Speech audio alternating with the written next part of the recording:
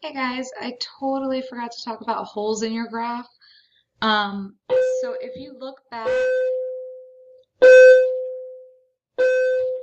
to example 2 when we were doing vertical asymptotes, um, question B, question B was x minus 1 over x squared minus 1. And we saw how the bottom was x minus 1, x plus 1, and the x minus 1's canceled out. So if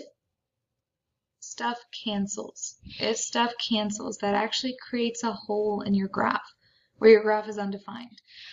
So here's what the graph would have looked like for that, right? You see that vertical asymptote at x equals -1.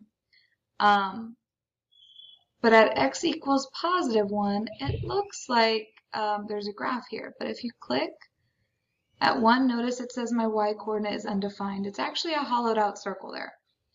Okay? So there's actually a hole in our graph there at x equals +1. Again, how you find those holes is if something cancels out, like it did in this one. So the x minus 1 in the top and the x minus 1 in the bottom canceled out. So +1 would have been a hole on our graph.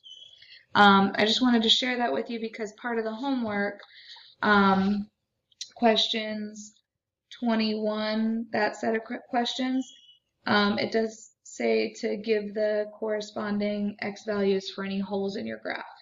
So I just wanted to make sure you knew that. All right, sorry about that. Bye, guys.